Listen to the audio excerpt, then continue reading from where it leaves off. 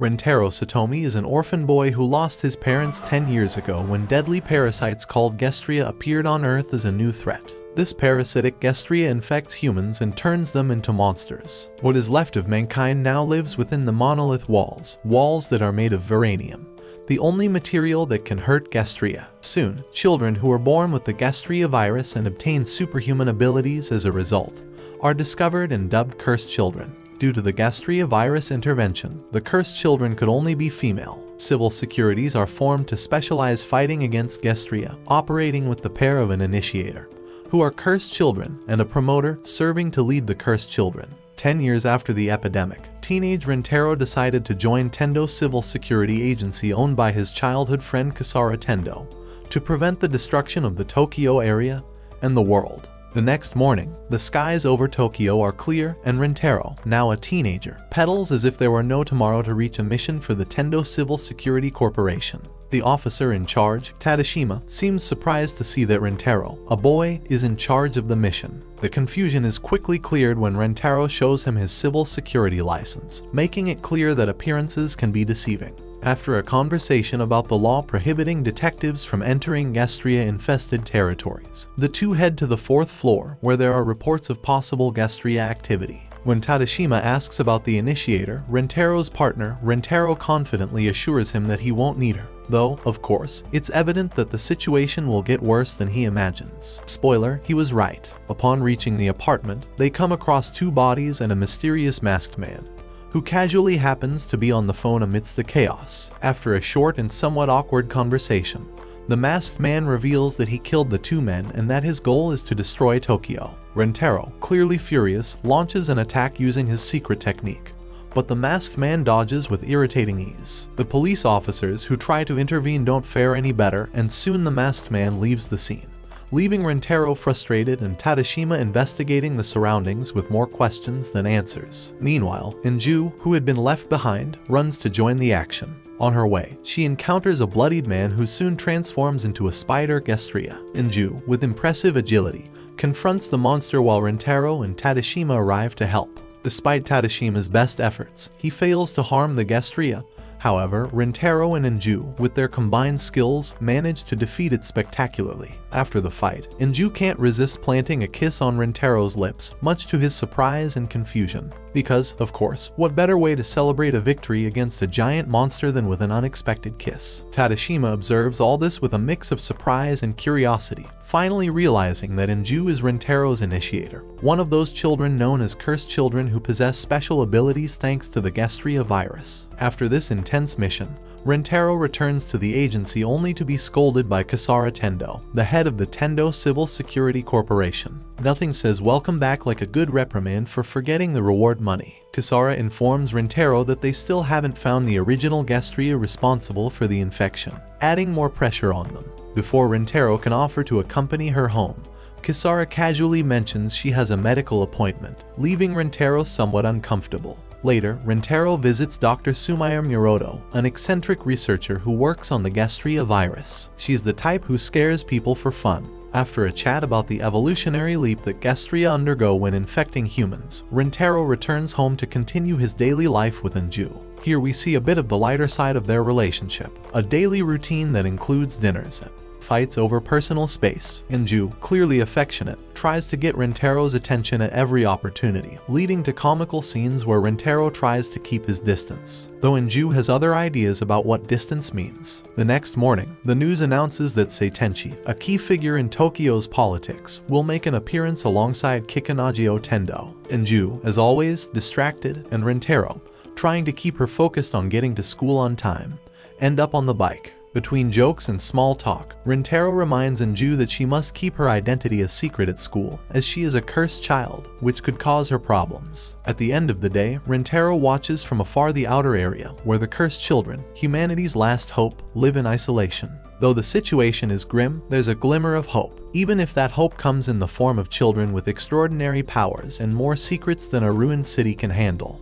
Rentaro Satomi receives a call from his partner, Kisara Tendo, informing him that they've been summoned to an important meeting at the Ministry of Defense. Kisara sounds serious, which immediately puts Rentaro on high alert, as it's rare to receive urgent summons from the ministry. He knew something big was happening, something that could change the course of their lives and the future of the Tokyo area. Without wasting time, Rentaro heads with Kisara to the designated location, wondering what kind of threat they were about to face this time. Upon arriving at the Ministry of Defense, they are led to an imposing conference room, where they are met with the presence of other civil security corporations. The atmosphere is tense, and Rentaro notices the eyes of other promoters fixed on them, especially on Kisara, who, despite her youthful appearance, exudes an air of authority. As they move towards their designated seats, a muscular man steps in their way, blocking Kisara's path. The man taunts them, implying that little kids have no place in such important meetings. Rentaro, feeling a mix of irritation and determination, steps in front of Kisara to face the man. However, before he can react, the man headbutts him so hard that it nearly knocks him down. Rentaro, now fully alert, draws his weapon and prepares to defend himself. Instead of continuing the fight, the man laughs and asks about his tool. Confused, it takes Rentaro a moment to realize he's referring to his initiator, Enju. Furious at the disdain shown towards the cursed children, Rentaro braces for a direct confrontation. The tense situation dissolves when another promoter, Kagemachi Mikajima, steps in, ordering his subordinate to stop the fight. The muscular man, whom Rentaro soon learns is Shoujin Ikuma, withdraws, though not without casting one last disdainful look. Kisara, who had been watching the whole ordeal, informs Rentaro that Shoujin's IP ranking is 1584, far higher than Rentaro had imagined. Impressed but undeterred, Rentaro focuses on the meeting that's about to begin. Soon after, a man enters the room and informs them that the meeting will start immediately. The lights dim, and the screen shows Seitenchi, the ruler of the Tokyo area, along with Kikanagio Tendo, Kisara's grandfather and the man who adopted Rentaro when he was just a child. Seitenchi begins speaking, revealing that the threat they face is of catastrophic proportions. The Gastria have started infiltrating the Tokyo area, and a crucial case, containing vital information for everyone's safety, has been stolen. The task of the promoters is to recover this case and defeat the infiltrated Gastria. Kisara raises her hand, asking if she can know the contents of the case. However, Seitenchi refuses to disclose it, stating that it's classified information.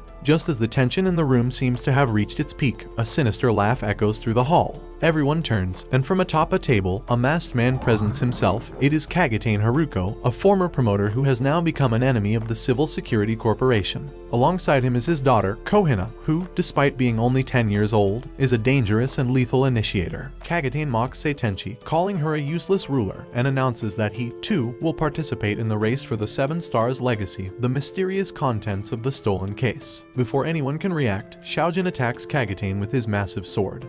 But his blow is stopped in its tracks by an invisible shield. Kagutane's repulsion shield, powered by the Varanium flowing through his body, protects him from any harm. The other promoters, terrified, attempt to fire at him, but the bullets harmlessly bounce off. Visibly satisfied with the chaos he has caused, Kagutane throws a gift towards Rentaro, telling him that Judgment Day is approaching. He then escapes with Kohina through a window, leaving the room in a state of confusion and panic. After his departure, Seitenchi adds a new mission to the task. Not only must they recover the case, but they must do so before Kagutane gets his hands on it. The next day, Rentaro tries to clear his mind while shopping with Enju. However, the memory of the meeting at the ministry haunts him. Suddenly, they are caught in a violent situation when a young girl, one of the cursed children, is caught stealing. Despite the insults and mistreatment she receives, Rentaro decides not to intervene, knowing that any action in her defense would only make things worse. Enju, on the other hand, cannot help but feel empathy for the girl and questions Rentaro's decisions. Later, after witnessing the girl being taken away by the police, Rentaro follows her on his motorcycle to a dark alley. There, to his horror, he sees the officers mercilessly shooting the girl, leaving her on the verge of death. Overwhelmed by the cruelty of the situation, Rentaro rushes the girl to a hospital, where the doctors manage to save her life. However, the event leaves a scar on his soul, reminding him that the cursed children, those who should be seen as humanity's saviors for protecting them from the Gastria, are instead treated as outcasts. That same night, as he reflects on what happened, Rentaro is confronted by Kagutane once again.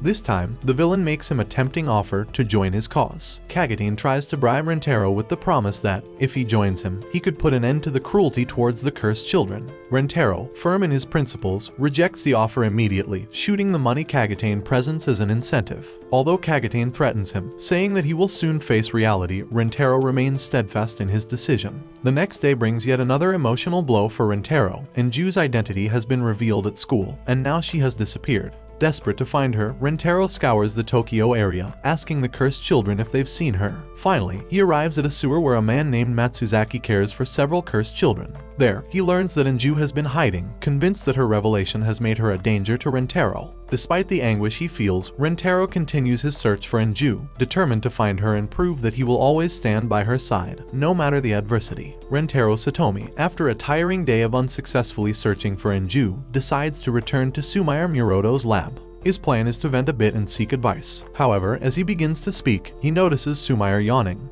clearly showing disinterest. Confused, Rentaro asks if she's been paying attention, but she casually responds that she was thinking about what to have for dinner. This comment irritates Rentaro, reminding him that it was she who asked him to share his problems. Despite the situation, Sumire rephrases Rentaro's words, making it clear that although she seemed distracted, she was listening. Nevertheless, Sumire can't help but tease, commenting that Rentaro's problems are too simplistic and dull. The conversation shifts when Sumire reflects on why humanity must face the Gestria. Rentaro, in a serious tone, reminds her that these monsters are humanity's most lethal enemies. But Sumire contradicts this, mentioning the existence of religious groups that worship the Gestria as God's messengers, sent to cleanse the world of human sins. For some, humanity is the true culprit for depleting the planet's resources. Rentaro disagrees with this view and wonders what will happen to the cursed children if the Gestria are truly divine messengers. Sumire, maintaining her characteristic calm, suggests that these children are merely intermediaries between humans and the Gestria, provoking Rentaro's anger. Slamming the table with both hands, he firmly states that Enju is human. Sumire, with a sly smile, says she finally understands, but reminds him that although he knows Enju's origin, she herself does not yet know. Before leaving, Rentaro thanks Sumire for her advice. As he heads out the door, Sumire gives him a message from his superior. He should visit the student council office from time to time.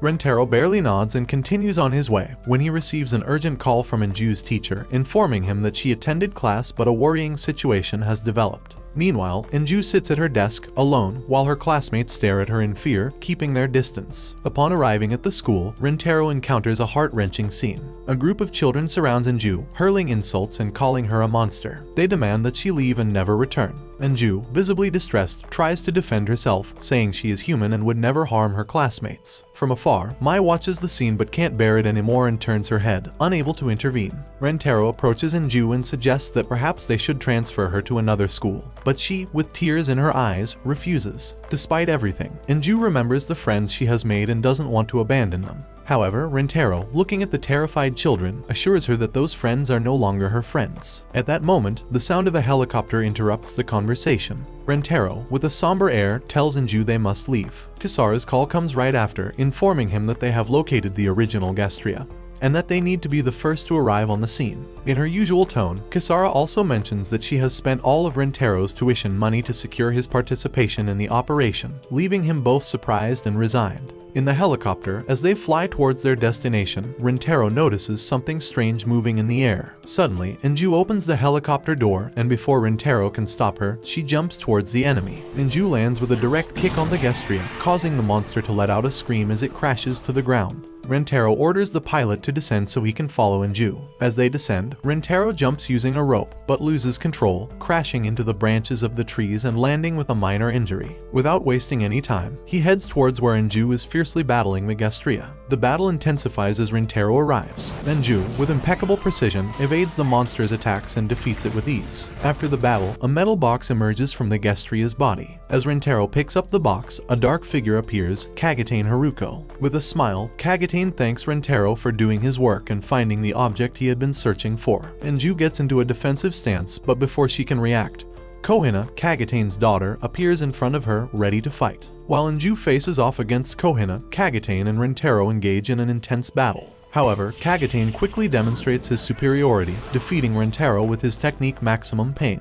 Barely conscious, Rentaro tells Enju to run, but she refuses to leave him. Faced with Enju's refusal, Rentaro fires a bullet at her feet, forcing her to flee. Despite her instinct to protect Rentaro, Enju obeys and runs for help. Kohina, frustrated that her prey has escaped, asks Kagatane for permission to chase Enju, but he denies her, stating that their priority is to eliminate Rentaro. In a swift move, Kohina stabs Rentaro in the back, causing a severe wound. Weakened, Rentaro stumbles back to the edge of a cliff. With a sadistic smile, Kagatane asks if he has any last words, but Rentaro, with the little strength he has left, simply tells him to go to hell. Kagatane shoots, and Rentaro falls into the abyss, losing consciousness. Later, Rentaro wakes up in a hospital, with Kisara by his side. She explains that Kagatane plans to summon a stage V Gestria using the legacy of the 7 stars. Although Kisara tries to convince Rentaro that he cannot win this battle, he decides to join the fight anyway. After saying goodbye to Kisara and Enju, Rentaro heads to Sumair's lab to gather supplies. Sumair hands Rentaro a bag of experimental medications, warning him that they are a last resort. With determination, Rentaro prepares for the final battle against Kagatane and Kohina. Alongside Enju, he embarks on a mission to stop the impending disaster, hoping to protect humanity once again. With everything ready, Seitenchi stands before a map of the unexplored territory, a vast expanse plagued by dangers and Gestria. With the plan set, Rentaro, Enju, and other promoters and initiators embark on a crucial mission. They board a flight that will take them in search of Kagatane, their mortal enemy, whose whereabouts have finally been tracked down. The atmosphere in the helicopter is tense, the danger awaiting them on the ground is imminent. After a flight that feels eternal, they arrive at the designated location. The landscape is grim, desolate from the Gestria invasions. Rentaro and Enju proceed cautiously, watching every step as they traverse the perilous terrain. In the distance, they manage to spot a Gestria, but before they can be detected, they veer off the path and avoid confrontation. Their teamwork and synchronization keep them safe. For now, the relief is short-lived as an explosion shakes the air, drawing the attention of a stage IV Gestria. With its colossal size and speed, the monster begins chasing them, threatening to annihilate them. Enju, with her incredible agility, grabs Rentaro and runs at an impressive speed, successfully escaping the monster. Every second counts as they move through the rough and dangerous terrain. After reaching safety and taking a moment to catch their breath, Enju and Rentaro continue their path until they come across an old, seemingly abandoned house in the middle of hostile territory. A faint light filters through the windows, alerting them to the presence of someone inside. They decide to investigate cautiously. Rentaro, with his weapon ready, slowly opens the door, while Enju, more agile and prepared for a surprise fight, slips in through the window, ready to neutralize any threat. Just as Enju is about to attack the shadowy figure, Rentaro stops her at the last second. The person inside is not a threat but Keo Senju, Xiaojin's initiator. They soon realize that Keo is injured. A deep wound on her hand catches Rentaro's attention, and he immediately tends to it, showing his compassionate side amid the chaos. While Rentaro cares for Keo, Enju keeps watch outside, making sure there are no unpleasant surprises. Inside the house, Rentaro and Keo have a conversation where the girl reveals details about her life as an initiator, the struggles she constantly faces, and what it means for her to fight alongside Xiaojin. Despite the difficulties, Keo shows a resilience and determination that resonates with Rentaro. This exchange, although brief, allows Rentaro to better understand the emotional and physical burden that the cursed children endure day after day. The conversation is abruptly interrupted when Xiaojin, Keo's partner, calls to Enju, informing her that they have located Kagatane. The team prepares for the final confrontation. Rentaro, Enju, and Keo quickly leave the house and head towards the place where Kagatane is located. Along the way, Keo tells Rentaro about an intriguing subject: the Stairway to Heaven, a mythical structure that, they say, could change the course of humanity if someone were to control it. Finally, the trio arrives at an abandoned port. The sound of waves crashing against the rocks is the only thing to be heard in that desolate place. From the shore, they look towards the supposed location of Kagatane, knowing that the final battle is near. The tension in the air is palpable as they prepare to face their most feared enemy. Rentaro and Enju locate Kagatane Haruko and his initiator, Kohina, while Keo volunteers to stay behind to prevent the Gestria from interrupting the impending battle with the masked man. The confrontation begins swiftly, with Rentaro and Enju facing the formidable power of Kagatane. After a fierce fight, the pair arrive at a nearby village, where they discover a devastating scene: a severed arm and Xiaojin's body lying dead, impaled by his own buster sword. On a nearby building, Kagatane and Kohina appear, ready to settle scores with Rentaro. The situation grows increasingly tense. Meanwhile, in the control room, Seitenchi discusses Rentaro and Enju's chances of success with Kisara. Confidently, Kisara asserts that they will achieve total victory. When doubts arise, Kisara reveals Rentaro's painful past, where he lost his right arm, right leg, and left eye due to a Gestria attack 10 years ago. It was the surgeon Sumair Miroto who saved him, reconstructing his body with Varanium prosthetics. Back in the village, Kagatane confronts Rentaro, threatening to stop him from retrieving the legacy of the 7 stars. Rentaro, remembering past humiliations, vows to destroy him. During the fight, he breaks Kagatane's weapon and leaves him momentarily stunned. However, the battle takes a new turn when Rentero's prosthetics begin to deteriorate, revealing that, like Kagatane, he too is part of the new humanity creation plan. Despite the pain, Kagatane smiles, reveling in the feeling of being alive. Kohina, full of rage, attacks Rentero, but he and Inju manage to block her onslaught. The battle intensifies as Kagatane explains that fighting the Gestria gives his life purpose, and that war is the only way people like him, Rentero, Kohina, and Inju can find meaning in their existence. Once again, he offers Rentero the chance to join his cause, but Rentero refuses. Inju attacks Kagatane, but her efforts are in vain. He blocks her strike and counterattacks with his powerful Varanium firearms. Rentero intervenes, protecting Inju from the bullets, but this gives Kagatane the opportunity to pierce his abdomen, leaving him gravely injured. Desperate to survive and not abandon Inju, Rentero injects himself with several doses of experimental AGV drugs, allowing him to regenerate his wounds. In a fit of rage, Rentero brutally defeats Kagatane with a single blow each. The battle ends, but the threat has not disappeared. Rentero receives a call from Kisara, informing him that a Stage V Gestria has begun wreaking havoc. The only way to stop it is by using the Stairway to Heaven, a device capable of generating a high-powered Varanium explosion. Without wasting time, Rentero and Inju head to the site and activate the device. However, upon arrival, they discover that there are no Varanium rounds loaded. With no other choice, Rentero makes a desperate decision. He tears off his own Varanium arm and uses it as ammunition. Unable to activate the cannon remotely, he is forced to fire manually. Despite the risk, he succeeds, and Scorpio, the monstrous Gestria, is destroyed. After the battle, Rentero covers the exhausted Inju with his jacket and sets out to find Kao. When he finds her gravely wounded, surrounded by the bodies of the Gestria she had defeated, Kao asks if Xiaojin is safe. Rentero, unable to tell her the truth, lies, telling her that he is safe. He watches as Kao's body begins to show signs of transformation into a Gestria. Aware that her corrosion rate has surpassed 50%, Kao tearfully asks Rentero to end her life while she is still human. Grateful for being seen as such, Kao asks him to follow his heart if he ever loses his way in the darkness. Moved, Rentero calls her his irreplaceable friend before fulfilling her final wish. Later, Rentero confronts Kikanagio Tendo, accusing him of hiring Kagatane. Rentero suspects that Kikanagio planned to summon Scorpio to destroy Tokyo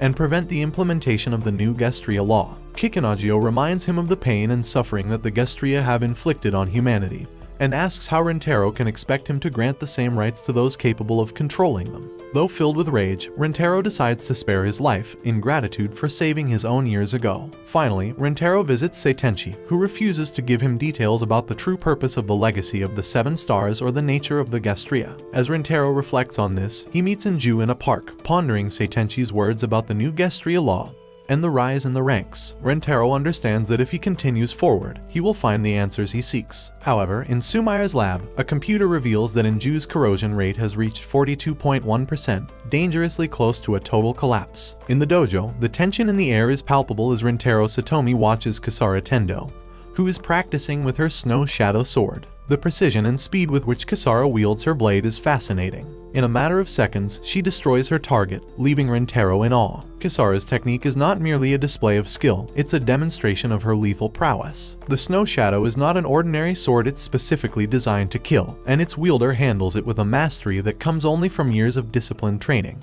As Rentero silently admires the speed with which Kisara strikes, he realizes that his combat partner is not someone to be underestimated. Suddenly, Enjuehara interrupts his thoughts. The young girl, bursting with energy, asks how much longer he'll make her wait. It's time to begin Inju's training session. This session involves dodging rubber bullets, an exercise designed to enhance her agility. With impressive grace, she dodges every bullet Rentero fires, showcasing how well her reflexes have developed. After successfully dodging several bullets, Inju throws a high kick towards Rentero. However, instead of praise for her skill, she receives an embarrassing comment. Rentero advises Inju to avoid throwing high kicks while wearing a skirt, leaving the young girl flustered. Blushing, Inju shyly responds, hinting that Rentero actually liked what he saw. Later, as they walk together, Rentero and Kisara discuss Inju and her future. Kisara, ever pragmatic, asks Rentero when they will enroll Inju in a new school, as her previous one rejected her due to the prejudice against cursed children. Rentero, however, has yet to find a suitable school, as he doesn't want to expose Inju to society's discrimination. Kisara suggests they could enroll her in a school in the outer district, a place with fewer restrictions. Rentero remains hesitant, aware of the harsh living conditions in the outer district and how that might affect Inju. The conversation leads them to reflect on the young girl's future, with Kisara encouraging Rentero to consider what's best for her well-being.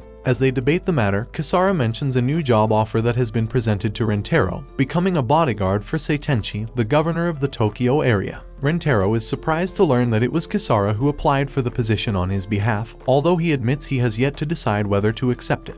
However, when Rentaro comes face to face with Seitenchi, she expresses her desire for him to take the job and accompany her everywhere as her personal bodyguard. Rentaro, however, remains skeptical. Despite Seitenchi offering him the position, he hesitates to accept, pointing out that she already has well-trained bodyguards. It is at this moment that Yasuaki Takudo, Seitenchi's chief bodyguard and second lieutenant, appears. With an air of arrogance, Yasuaki extends his hand towards Rentaro, who decides not to pay much attention to the gesture. Although the situation appears calm, Rentaro has not yet made any decision about accepting the position. While Rentaro roams around Seitenchi's grand mansion, lost in thought, he is suddenly confronted by Yasuaki and two other guards. With their guns aimed at him, Yasuaki orders Rentaro to decline Seitenchi's offer and leave the mansion immediately. Yasuaki reveals that it was Kikanagio Tendo, Kisara's grandfather, who entrusted him with protecting Seitenchi, and he will not tolerate someone like Rentaro interfering with his work. However, Rentaro refuses to comply. His refusal enrages Yasuaki, who orders the guards to pin him down and break his bones. What follows is a brief but intense confrontation, where Rentaro demonstrates his ability to defend himself, quickly disarming one of the guards and firing a bullet that grazes Yasuaki. The situation escalates rapidly, but before Yasuaki can react, Rentaro is interrupted by another guard, forcing him to retreat. Shortly after this altercation, Rentaro decides to accept the job as Seitenchi's bodyguard. As he leaves the mansion, he comes across an unexpected scene. Three men harassing a young girl, shouting at her for running over one of their companions with her bicycle. Rentaro, enraged by the men's abuse, steps in. Flashing his civil security badge, he threatens them and forces them to back off. The young girl, Tina Sprout, thanks Rentaro for his help, amazed by the heroic figure she has just witnessed. She looks at him with admiration, confessing that she has never met a superhero before. Rentaro notices that Tina seems disoriented and worried, and when he asks her, he discovers that she is lost. Taking her to a nearby bench, Rentaro sits beside her and helps her clean up, while she explains that she is nocturnal and needs to take caffeine pills to stay awake during the day. Intrigued by the situation, Rentaro gives her his phone number in case she needs help in the future. Tina, with a shy smile, immediately dials the number to ensure it's correct. As they part ways, Rentaro can't help but feel intrigued by the mysterious young girl. That same night, Tina receives a mysterious call. On the other end of the line, a voice confirms that she has successfully infiltrated the Tokyo area. Tina, with a cold and calculated tone, reveals that her target is Seitenchi, and that she will eliminate the governor as soon as the opportunity arises. Tina, in reality a highly trained assassin, prepares to carry out her mission. After retrieving her weapons from a rental box, she is stopped by a police car and questioned. Following her superior's orders, Tina easily eliminates the officers without hesitation, leaving behind a scene of chaos and destruction that catches everyone's attention. The following day, Rentaro and Seitenchi head to a meeting with President Sadek. During the encounter, Sadek reveals his ambitious plans to build the Stairway to Heaven, a structure intended to take humanity beyond Earth. However, his true intentions are shrouded in mystery and suspicion. Abruptly changing the subject, Sojin confidently comments that, once the Gastria project is fully completed, the areas of Japan will reunite. Furthermore, he hints at his ambition by revealing that he considers himself destined to rule the entire country. His words resonate with a mix of arrogance and determination, making it clear that this is not just a simple political discussion, but a declaration of power. The meeting ends suddenly, and within minutes, Seitenchi and Ju and Rentaro find themselves in a car heading towards Seitenchi's home. During the journey, Rentaro notices that Seitenchi seems distressed. Aware of her discomfort, he tries to console her, reminding her that even Kikanagio, someone who has always been cautious, also harbored a dislike for Sojin. His words offer a slight relief to Seitenchi, but the weight of the situation is undeniable. Seitenchi comments on how refreshing it is to be around someone as sincere as Rentaro, someone who isn't afraid to speak his mind. Then, while handing Rentaro a drink, she reveals a disturbing fact. Sojin has been trading Veranium with other countries in exchange for weapons. This alarms Rentaro, as Veranium is a material of utmost importance in the fight against the Gastria. Additionally, Seitenchi explains that in the near future, people from all over the world will not only communicate with the areas of Japan but will also send high-ranking officials with missions to assassinate and sabotage. Momentarily, Seitenchi shares her deep desire to bring peace to the Tokyo area, making it clear that her ambition is noble, though difficult to achieve. Rentaro, with a serious tone, can only respond with a warning, You're the kind of idealist who always dies young." Though his words are harsh, he can't help but feel sympathy for Seitenchi. He admires her determination, though he worries about what might happen to her if she continues to pursue her ideals with such passion.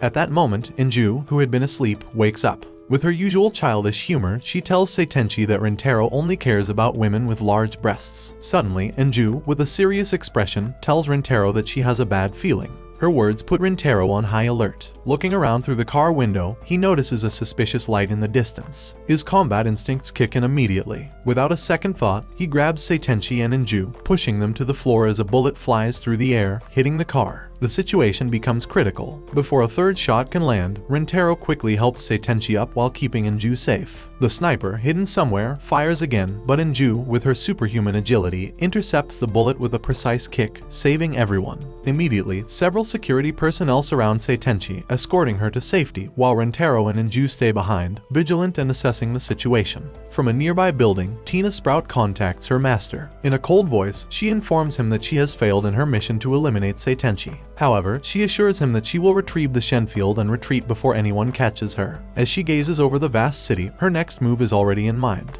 Tina is sitting on a bench near a river, quietly waiting for Rintaro while yawning, revealing her nocturnal nature. Rintaro finally arrives, bringing with him a bento for Tina to enjoy. Grateful, Tina accepts the food with a warm smile and begins to listen to Rintaro, who talks about his sudden desire to show her around. However, as he speaks, Rintaro pauses, noticing something peculiar. Tina is drowning her bento in caffeine pills, which piques his curiosity. Tina, with a nonchalant gesture, reminds him that she is used to the nightlife, brushing off any concerns. As Tina starts eating, Rintaro can't help but think back to the sniper who attacked them the night before. He had spent much of the night searching for clues about the assailant's identity, but to no avail. Suddenly, the image of Tina, who lets her food fall before it reaches her mouth, brings him back to the present. Without hesitation, Rintaro takes the bento from her hands and begins feeding her himself. Tina, grateful for the gesture, asks for more, which elicits a genuine laugh from Rintaro. Quickly, she finishes her meal, and Rintaro, in a sweet gesture, wipes her mouth, showing his attentiveness and care. Satisfied, Tina thanks Rintaro for the food, admitting that it has been a fun day for her. Rintaro, for his part, replies that the previous day was awkward due to recent events, but that he is also enjoying the current moment. Without warning, Tina confesses that she likes Rintaro, as he is the only person who has treated her with genuine kindness. Just as Rintaro is about to respond, Tina's phone rings. She apologizes and quickly withdraws to the nearest alley to take the call. On the other end, her master assigns her a new mission to eliminate the president of the Tendo Civil Security Corporation, Kisara Tendo. Without hesitation, Tina accepts the mission with determination. Rintaro, meanwhile, returns to Magata High School, where he encounters a peculiar scene. Two girls leave the place in a hurry upon seeing Kisara heavily armed. Kisara, hiding behind a door, tells Rintaro they must break in and eliminate Miori. However, Rintaro insists that force isn't necessary, only to be interrupted when Miori takes his hand. Once inside, they begin discussing the sniper and the type of weapon used.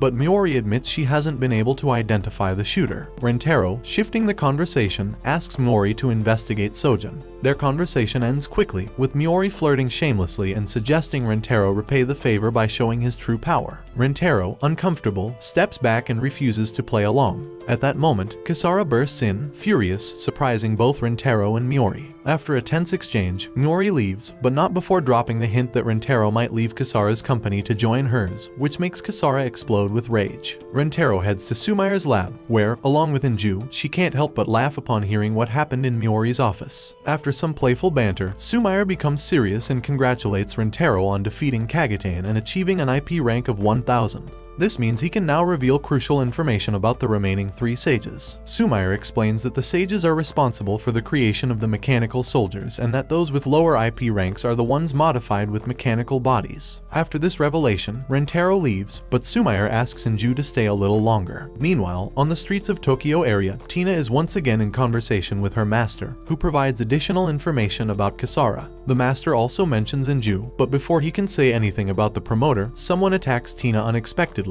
interrupting their conversation. Tina arrives at the Tendo Civil Security Corporation, where she finds Kisara complaining about Rintaro. Looking up, Kisara realizes Tina is armed. Acting quickly, she ducks behind her desk just as the attack begins. With agility, Kisara grabs her sword, the Snow Shadow, and destroys Tina's weapon, but Tina remains undaunted. Tina counterattacks, pushing Kisara into a corner. Kisara, in the midst of agony, screams desperately for Rintaro's help. Meanwhile, Tina's hands begin to tremble, hesitating in the attack. At that moment, Rentaro bursts into the room and, with a kick, knocks Tina aside. The two briefly fight, but Rentaro stops upon recognizing who his opponent is. In the end, Rentaro asks Kisara to cut the floor, and as she does, Tina escapes, leaving Kisara gravely injured and being rushed to the hospital due to her kidney problems. Once at the hospital, Rentaro and Kisara have a serious conversation about Kisara's kidney issues. She reminds him that her illness drives her to seek the destruction of the Tendo. The three leave together, and Kisara informs Rentaro that she will assign him the mission to protect the Tokyo area. Without wasting time, Rentaro rushes to Seitenchi's side, accompanying her to her next meeting.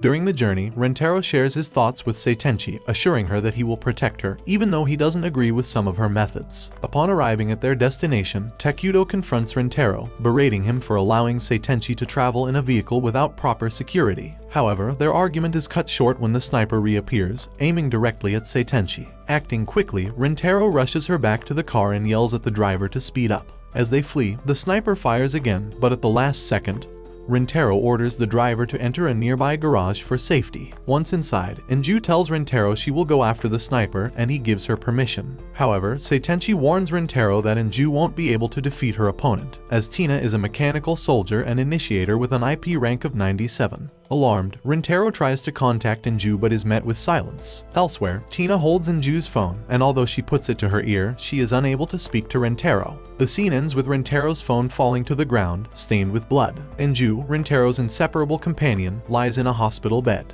She is connected to various medical devices, with a type of harness on her head that holds the respirator in place. Although she shows no significant visible injuries, the impact of several .50 caliber bullets would have been fatal for any normal person. But Enju, thanks to her regenerative abilities, has survived. Even so, Rentaro feels the weight of the situation. He is unsure if he can carry on, especially with the third meeting between Seitenchi and Seidek looming. Rentaro recalls a key moment, the meeting with the inspector. During it, they discussed how Enju had been shot at from 4 different locations, all at once. Tina, a high-level initiator, was responsible for the attack. However, despite her prowess, she didn't kill either Enju or a police officer. This makes Rentaro wonder if Tina is deliberately avoiding killing people. But even with this doubt, Tina remains a threat. Rentaro must decide to continue or to give up. As Rentaro processes everything, a despicable guard shows up in his official car. He cruelly mocks Enju's condition, bedridden in the hospital. Takudo threatens him, demanding he organize a fake protection plan. In return, he'll handle the rest, making it clear that he has his own agenda. In a later meeting with a doctor, something curious is revealed. The Shenfield drone, a machine controlled by mental power, will be crucial in Rentaro's next mission. Though Rentaro faces overwhelming odds, he is determined to defeat Tina. He knows that those who rise to the highest levels of power do so by selling their souls, but his desire to fight remains his penance, his way of righting the wrongs of the world. Rentaro seeks Miori's help, and she prepares a simulated battle in a holographic environment against snipers. Despite having his Varanium artificial eye, which accelerates his perception of time and allows him to process everything faster, both Tina and Enju outperform Rentaro. This simulation leaves him frustrated but more resolved to face what lies ahead. Meanwhile, Tina has a conversation with her promoter, Ayn Rand. She is at a crossroads. She has failed to eliminate her targets. Frustrated, she destroys her apartment and prepares for another attempt. She knows that the next attack may be decisive. The moment of the duel arrives. Tina, demonstrating her skill, lands several shots, while Rentaro destroys her drones one by one. Miori supports him with aerial surveillance, providing crucial information. She informs him that Tina is not in the same building as him, but in the adjacent one. With this information, Rentaro moves closer, managing to get within reach for hand-to-hand combat. They fight with knives in a fierce battle of skill and dexterity. At a critical moment, Tina reveals a 4th drone, a card up her sleeve that Rentaro did not expect. However, he reacts quickly, throwing a stun grenade just as Tina is about to destroy the drone. Although it seems the grenade has failed, it miraculously explodes at the last second, blinding Tina and giving Rentaro the edge needed to defeat her. Tina, wounded and beaten, asks Rentaro to kill her. She reveals that her body is a blend of advanced technology, making her a cursed child with mechanical enhancements. Despite Tina's request, Rentaro refuses to end her life. He acknowledges that, although Tina was his enemy, she saved Enju, and for that, he wants to give her a second chance. Rentaro carries his vanquished foe, determined to plead for a lenient sentence for her. As Rentaro and Tina attempt to leave the area, the guard Takudo reappears. He shoots Tina in the stomach while his henchmen restrain Rentaro, relishing their suffering. In the midst of desperation, just as the guard is about to shoot again, Seitenchi arrives with her own guards. She has left the meeting earlier than expected and ends the assault. Seitenchi, impressed by Rentaro's bravery, offers him a reward. She asks what he wants in gratitude for saving her life, and he responds clearly he wants the power to protect those he cares about. Using her authority as the head of the Tokyo area, Seitenchi promotes Rentaro to rank 300, making him the superior of the traitorous guard. Rentaro doesn't miss the opportunity. He shoots him in the finger, warning him to stay away from Tina or he'll kill him for treason. A week later, Rentaro has failed to find a link between Sadek and Rand.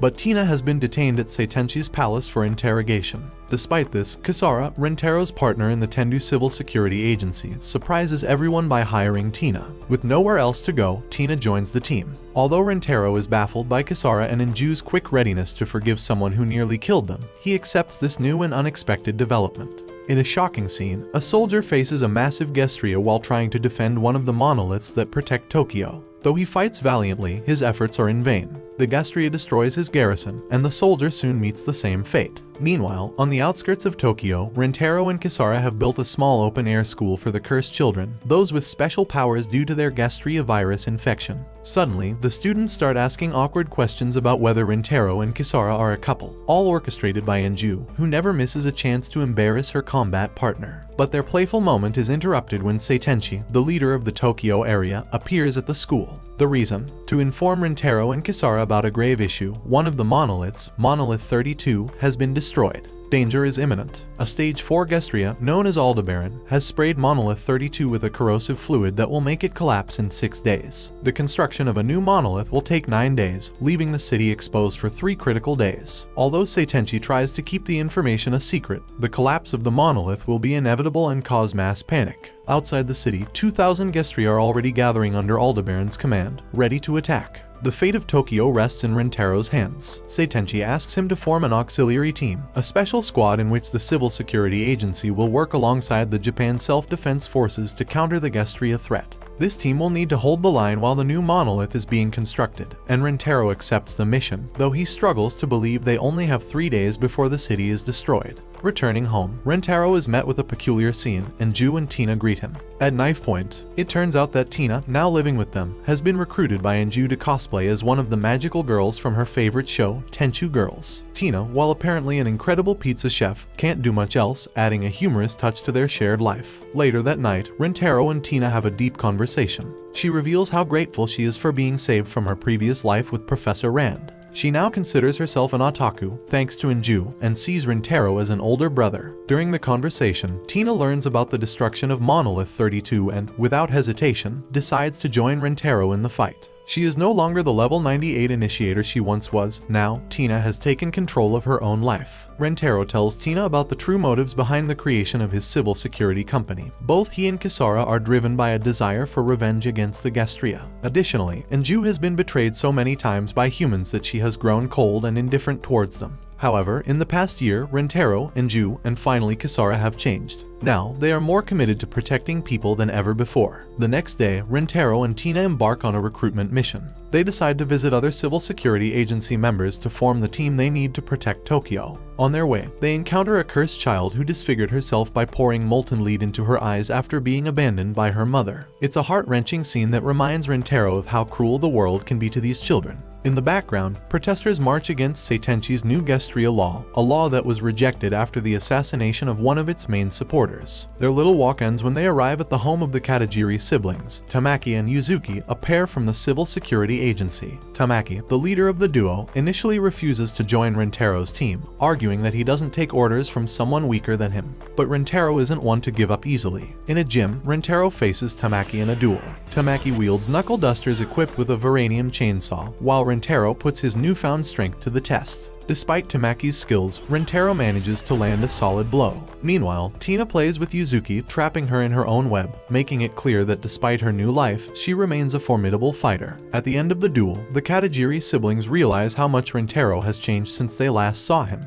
With this, they finally agree to join Rentaro's auxiliary team, helping to defend Tokyo against the impending Gestria invasion. After the brief and somewhat chaotic duel between Rentaro, Tina, and the Katajiri siblings, Rentaro decides to take Tina to meet Sumaire Miroto. Along the way, Tina mentions she had heard rumors about Sumaire, describing her as incredibly intelligent but somewhat peculiar. Upon arriving, they enter Sumaire's dark and mysterious laboratory, where Rentaro calls out loudly for her. From the shadows, Sumaire slowly emerges, her gaze fixed on Tina, who is inspecting some jars with Gestria remains. Suddenly, Sumire gets too close, leans on Tina, and moans without warning, causing Tina to scream in fright. That entrance was far too bizarre for my liking. Apparently exhausted, Sumire reveals she hasn't eaten in a while, and that if she had been left alone a little longer, she probably would have starved to death. With the tension broken, they begin to discuss more serious matters. Sumire explains to Rentaro how his rank has increased thanks to defeating Kagatane and Kohina Haruko, and how Kagatane, that unstoppable villain, was actually a mechanical soldier created by the German head of the new human creation plan.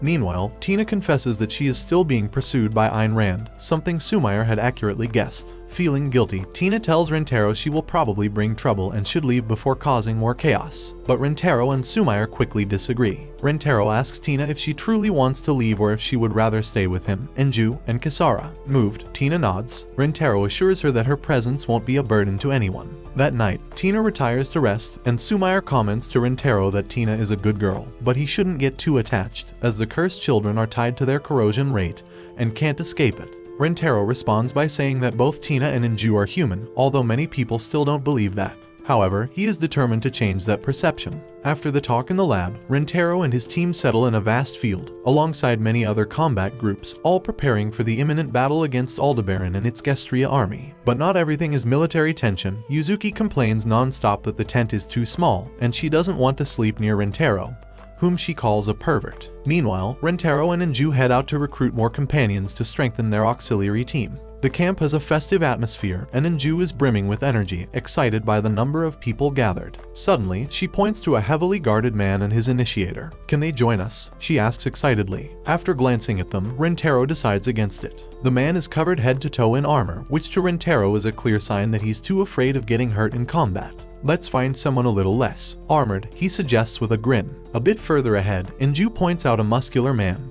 But before things get out of hand, Rentaro drags her away, avoiding a potential fight. The sun begins to set, and their search for companions seems unsuccessful. They decide to head back to the tent, but on their way, they stumble upon a disturbing scene. The armored man and his initiator lie motionless on the ground, crushed, with a crack in the man's amour. Rentaro quickly tells Enju not to look, but of course, she does, and is left shocked. Back at camp, the calm is broken once again when a crowd forms around a fight. Two pairs are facing off, and Rentaro recognizes one of the fighters, Shuma Nagisawa, an old acquaintance. Shuma and his initiator quickly defeat their opponents, and Rentaro approaches to greet him. After catching up, he asks Shuma to join his team, and Shuma agrees immediately. During dinner, Shuma asks Rentaro if 3 pairs will be enough to face Aldebaran. Rentaro admits he was hoping to recruit 5, the maximum number he could lead effectively. Tamaki suggests they're only too short, but at that moment, Kisara arrives with a revelation. They've already secured another. Kisara informs Rentaro that she's convinced Seitenchi to remove Tina and Ayn Rand from the records, and that both are officially on their team.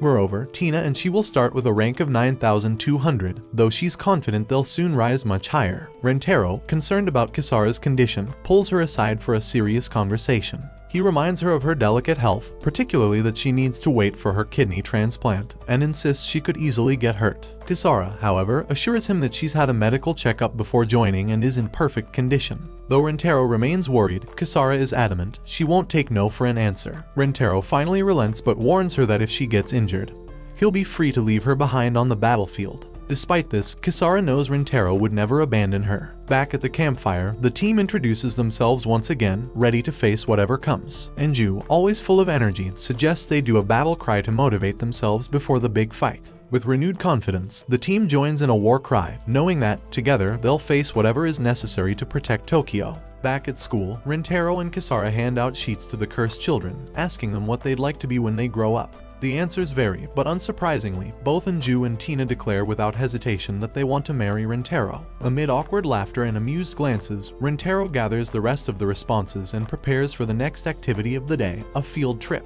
The girls, excited, follow him to the Flames of Revolution monument, commemorating the second of the great wars fought against the Gestria. While Rentaro talks to them about the monument's significance and reassures them that he'll always protect them, something unexpected happens. All the girls begin to declare their love for him. Some of them already have plans to marry him, which immediately sparks the displeasure of Enju and Tina, who exchange glares of pure anger. The situation soon takes on a comical tone, but it remains awkward for Rentaro, who barely knows how to handle the sudden harem that has formed around him. Back at camp, while everyone sleeps, Rentaro is deep in thought, worried about their military ability to withstand Aldebaran's overwhelming power. Meanwhile, Kisara invites him on a night walk, and together they head to investigate Monolith 32, the key structure that has become the center of their concerns. Kisara explains that the monoliths are built by airlifting blocks to a height of 100 meters, but Rentaro can't fathom why Aldebaran seems fixated on this particular monolith. Suspecting something darker at play, he asks Kisara to dig deeper. Sitting under the starry sky, Kisara and Rentaro share a moment of tranquility. She confesses that, despite the hardships, she feels happy to have Anju, Tina, and him in her life, though she also worries that it could all come to an end one day. Rentaro, trying to soothe her fears, reassures her they won't leave, as they hold hands, feeling like time stops for a brief moment.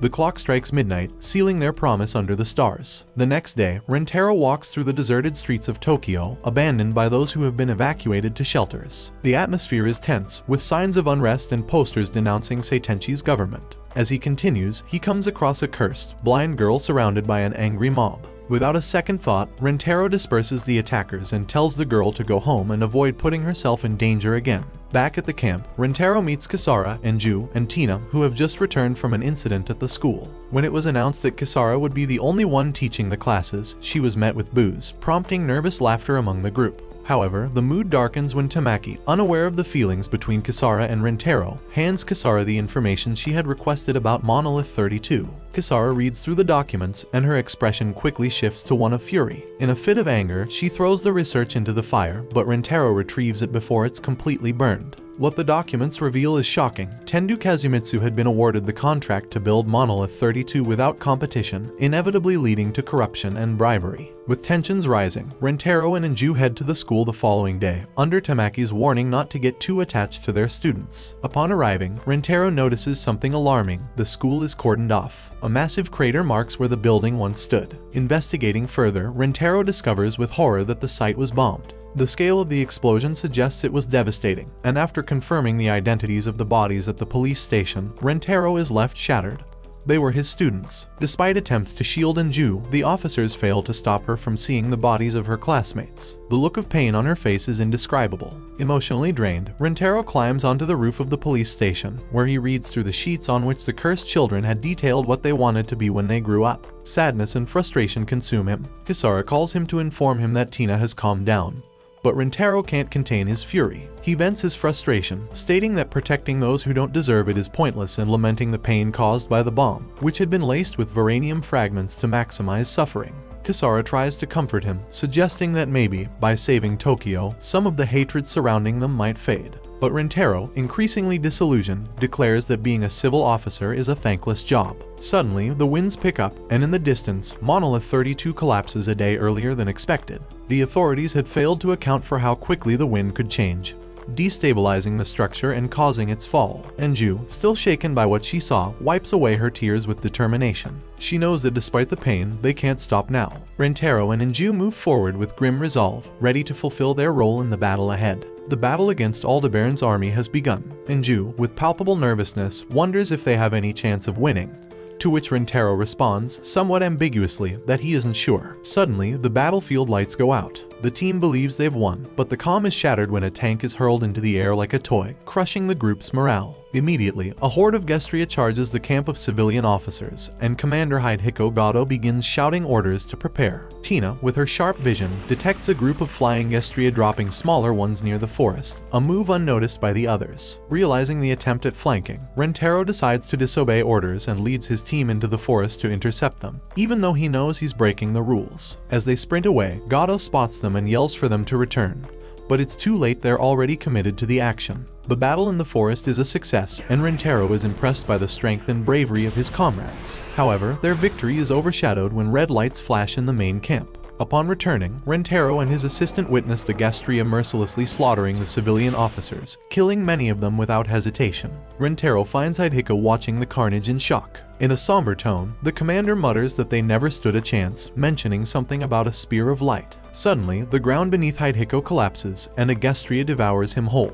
Rentaro, horrified, watches as a burst of lightning shoots from an invisible Gestria, obliterating more soldiers and confirming that the spears of light were indeed real. At that moment, Aldebaran, the colossal stage IV Gestria that destroyed the monolith, roars and retreats from the battle, with its army following. The survivors watch in stunned silence as the Gestria unexpectedly withdraw. After the battle, Tamaki and Rentaro discuss the casualties. Rentaro estimates that they lost half of their forces, while Tamaki points out that the Gestria also took damage. However, Rentaro warns that they've probably already recovered, thanks to the human corpses being turned into Gestria. With barely 500 people left, they must now face an army of over 2,000. In an improvised hospital, Rentaro reunites with Anju and Kisara, who are helping the wounded. Sumire surprises Rentaro by hugging him from behind, making him think she was safe in a shelter, but she decided to help rather than wait in vain. Rentaro is struck by Anju's strength, and Sumire warns him to avoid bringing up the loss of her comrades, as Anju is still processing the pain.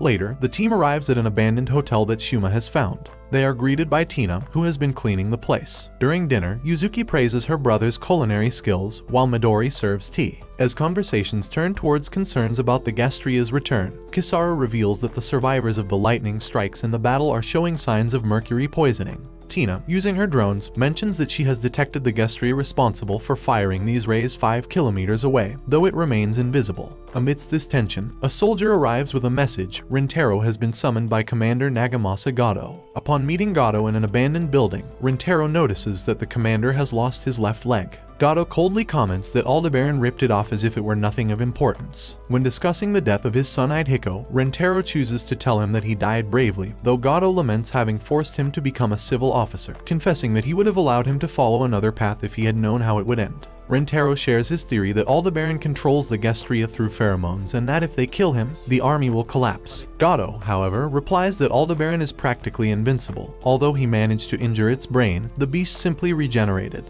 Gado then reveals that his real enemy is the Gestria that fires mercury beams, nicknamed Pleiades, and suggests that if they can kill it, Aldebaran will be easier to defeat. However, after reprimanding Rentaro for disobeying orders, Gado sentences him to disband his team and face capital punishment. In a fit of rage, Rentaro tries to argue, but he is quickly subdued by Gado's initiator, Asaka Mibu. Despite the clear injustice, Gado offers Rentaro an opportunity. If he can kill Pleiades, he will be pardoned, although Rentaro knows it is a suicide mission. As Rentaro prepares to leave the hotel, Kisara intercepts him. She tries to persuade him to run away together, but Rentaro, knowing there is no escape if the Gestria conquer Tokyo, refuses the offer. Kisara calls him an idiot as she watches him walk away. In the forest, while searching for Pleiades, Rentaro is ambushed by a pack of wolf Gestria. Though he manages to defend himself, one knocks him down, and they both fall into a river. Upon emerging from the water, he is surrounded by the Gestria, including their two-headed leader. Just when it seems all is lost, the Gestria are torn apart by an invisible force. From the shadows emerge Kagatane Haruko and his daughter, Kohina. With a sinister smile, Kagatane comments that it is a coincidence to meet again, leaving Rentaro stunned to see him alive. At night, Rentaro, still suspicious, keeps his weapon pointed at Kagatane.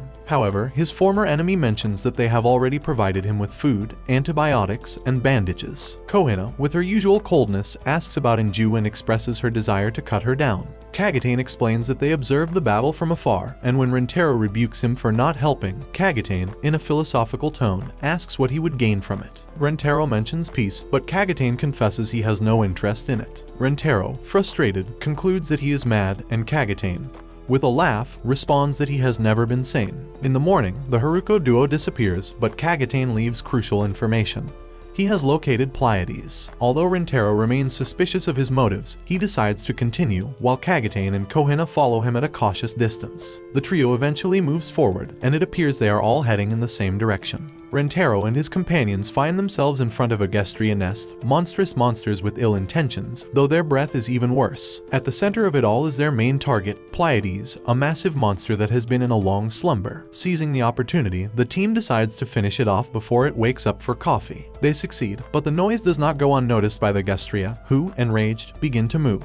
In a scene straight out of a game of hide and seek, the trio hides while the Gestria run off, perhaps in search of another leader. Luck is on their side, as the JASDFF-15E Strike Eagles and artillery take care of the monster hordes with a festival of explosions. But, of course, nothing is ever that easy. Aldebaran, the king of the Gestria, appears to defend his comrades. A 500-pound bomb blows off his head, which seems like the perfect ending, until he starts regenerating it. As if nothing had happened, Aldebaran releases a cloud of pheromones, probably calling for his forces to retreat and live to fight another day. After this explosive event, Rentaro returns to base, where he is greeted by Anju, his inseparable companion. Kisara, his fellow warrior and strategic ally, delivers shocking news. Rintaro is now the commander of the civil officers, following the death of Gato, the former leader. As he observes Gato's body, Rintaro remarks that, although they didn't always agree, he didn't hate him. The atmosphere heats up when the surviving civil officers surround Kagutane, a former enemy now turned ally. Before the situation spirals out of control, Rintaro reminds everyone that the real enemy is the Gestria, not each other. Amid this tension, Shuma faces a personal tragedy. His partner, Midori, has been infected with the Gestria virus, meaning she will soon transform into one of those abominations. Kagutane, ever the pragmatist, suggests he kills her before it's too late. It's a harsh blow for Shuma, who now has to confront the grim realities of his world. In a final conversation with Midori, she reveals that, before meeting him, no one had ever needed her. Despite the pain and confusion, she shoots herself in the back, preferring death over transforming and endangering others. With her last breath, Midori leaves a mark on Shuma, who now asks Rintaro to defeat Aldebaran as a final farewell gesture. Shuma also confesses that he was excommunicated from the Tendu martial arts school, adding more weight to his request for justice for Midori. The next day, Rintaro takes up his role as leader of the civil officers, but it's not an easy title to bear. In a tense meeting, some of the officers suggest fleeing in the face of the advancing Gestria. Rintaro responds by stabbing one of them in the shoulder, making it clear he won't allow chaos in the ranks. Kagutane and his daughter, Kohina, back him up, showing that Rintaro is not as compassionate as Gato was, but he is firm. Kisara confronts Rintaro about his methods, arguing that instilling fear in his subordinates won't earn him allies in the long run. But Rintaro, hardened in his new role as commander, replies that he doesn't care as long as they keep fighting. Despite this coldness, Kisara promises to stand by his side, even if no one else will. The situation grows more complicated when Gato's initiator accuses Rintaro of being a dictator and not living up to Gato's legacy. In a fit of rage, she tries to attack him, but Shuma intervenes and stops her. Shuma asks her to be his temporary initiator, and she agrees, just as Miori arrives with reinforcements. Rintaro had hired Miori as a strategist, and she arrives with a plan and a weapon that could turn the tide of the battle, a more powerful bomb than the last, capable of destroying Aldebaran, provided they can place it in his core. The challenge is that they need to pierce Aldebaran's tough armor and ensure he is in the process of regenerating for the bomb to have its maximum effect. This requires more firepower than they currently have. But Miori points out that Rintaro's unique abilities are exactly what they need to carry out the plan. Rintaro accepts the task and orders the camp to be relocated, using some monuments as observation towers to gain a better view of the battlefield. As night falls, Rintaro reflects on Inju's doubts about their mission. She questions whether the civil officers' system is truly a way to protect people, or if it's just an excuse to get rid of the Gestria and the cursed children. Rintaro, however, reassures her that what they're doing is more than that. They are risking their lives for the sake of others. With the team finally in position, Rintaro realizes that, with the addition of Kagutane and Kohina, their group is complete, covering all the weaknesses they had. He and Inju are the king of the board, Kisara and Tina take the place of the queen. The Katajiri brothers are the jacks, Shuma and Gato's initiator are the aces, and Kagutane and his daughter are the jokers. Everything is set for the final showdown against Aldebaran, who, fully regenerated, advances towards them with all his might. But just as the battle is about to begin, the scene shifts to Takuto and his group of idiot subordinates, who, in a desperate attempt to thwart Rintaro's plans, throw the power sources into the river. Takuto, satisfied with his brilliant idea, claims that this will be the end of Rintaro. Will our hero be able to overcome this new obstacle? The remaining civil security officers, along with JSDF elements who undoubtedly only have artillery left as their armor and infantry were destroyed 2 episodes ago, wait for the batteries. But they don't arrive. Tina, with her enhanced vision, can see the exact location of the Gestria, but only she has that privilege. Just when it seemed all was lost, the sky lit up with streetlights. These weren't just any streetlights, they came from the leader's palace, part of the Genin festival, where both people and cursed children had gathered. Seitenchi tells Rintaro that each light is filled with hope and prayers for survival, insisting that he must win the battle. Then, in a more reflective tone, she tells Inju that she believes people have 2 faces, one of light and the other of darkness. Inju responds by affirming that she will protect both. The Gestria approach dangerously close, and the group starts firing with mortars and GPMG machine guns, managing to break the first wave. The adjuvants join the action, attacking the Gestria with their full arsenal. As the battle intensifies in the city, Kisara, the remaining adjuvants, and Rintaro's team handle the monsters, destroying them one by one. Shuma and Kagutane tell Satomi not to waste time on the small fry. Finally, facing Aldebaran, Rintaro and Inju manage to plant the LP bomb inside its body, taking advantage of the moment when it opens its shell to try and stop Rintaro. At a safe distance, the group waits for the explosion, but the bomb fails at the last second. Rintaro, desperate, realizes there's still a way to detonate it manually. Before proceeding, he bids farewell to Inju, thanking her for everything, and knocks her unconscious to protect her from what's about to happen. Rintaro tries to apply enough force to detonate the bomb, but it's only possible at point-blank range. Though he manages to dodge some projectiles, he can't avoid being hit by a corrosive fluid that destroys the vibranium, and as a result, he loses his leg.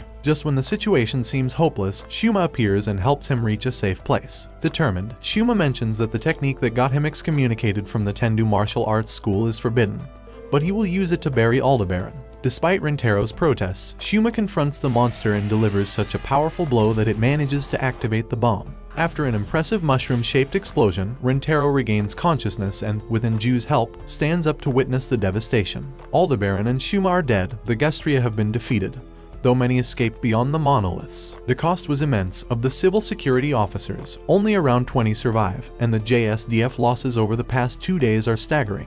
Up in the sky, materials for a new monolith are being transported, signaling that the civil security officers have won the third Kanto battle. 2 days later, at the Tendu compound, Kazumitsu Tendu appears to confront Rintaro, Kisara, and their initiators. The atmosphere is tense. Kisara bluntly addresses him as Vice Minister of Land, Infrastructure, Transport, and Tourism, the same bastard responsible for the faulty monolith that caused so many deaths. He thought he had eliminated all evidence regarding the construction of the monolith, but Kisara had uncovered the truth. The vibranium blocks had been mixed with other materials to reduce their purity, and Kazumitsu pocketed the money. Arguing that the purity should have been sufficient, Kisara points out that it wasn't in the case of Aldebaran and reproaches him for using his ill-gotten gains to secure his current position. Kisara holds him responsible for the lives lost during the battle. Kazumitsu, revealing his true villainous nature, claims he controls everything with money and flees whenever danger arises. Challenging him to a duel, his secretary, lover, whatever, Shina Kazumi, acts as Kazumitsu's witness, while Rintaro does so for Kisara. Rintaro wonders if things have really come to this, but Kazumitsu, confident, declares that he will finally silence Kisara. She, however, is determined to avenge her parents' death. Using a fighting style unfamiliar to Kazumitsu, Kisara swiftly defeats him, diverting his attack and, with a single strike, cuts off his legs. As he lies on the ground, she reveals that her second attack was much faster than Kazumitsu could perceive and demands to know the truth about her parents' death. Under pressure, Kazumitsu confesses that he, along with 3 others, including Kikanojo Tendu, were involved. Kisara's father was about to expose the corruption within the clan, stating that they had orchestrated events to seize their current power. Satisfied with the information, Kisara leaves the dojo with Rintaro and the others. Kazumitsu, relieved, thinks he has been forgiven, but as they all leave and Rintaro closes the door, Kisara reveals that her second strike was fatal. From inside the dojo, the sound of Kazumitsu's head splitting open is heard, spraying blood onto Kazumi. Rintaro immediately rushes in, urging the girls not to look. Kisara has finally achieved her revenge, executing one of the people responsible for her parents' death. Visibly shaken, Rintaro tells her he knew this wasn't justice, but an execution. Kisara replies that he couldn't bring himself to kill the people responsible for past incidents, like Kikanojo and Saojin. She asserts that, while Rintaro represents justice, only evil can destroy a greater evil, and that evil is her. These words trouble Rintaro, who fears that one day he and Kisara might face each other as enemies. With that, he leaves the place under the watchful eyes of everyone present. Meanwhile, Seitenchi addresses the people of Tokyo, announcing the approval of the new Gestria law. She declares that, for now, the children bear the heavy burden of fighting the Gestria, but that this can change, and it's up to them to make it possible. Meanwhile, Rintaro and Inju head to the sacred palace to be decorated. During the journey, Inju hands him an oath: "You will never fight alone. We will do everything together. Don't knock me unconscious without warning." The fourth oath is interrupted when the tram they are on halts due to an accident at the next station. Inju, reflecting, wonders if they could have helped those who died.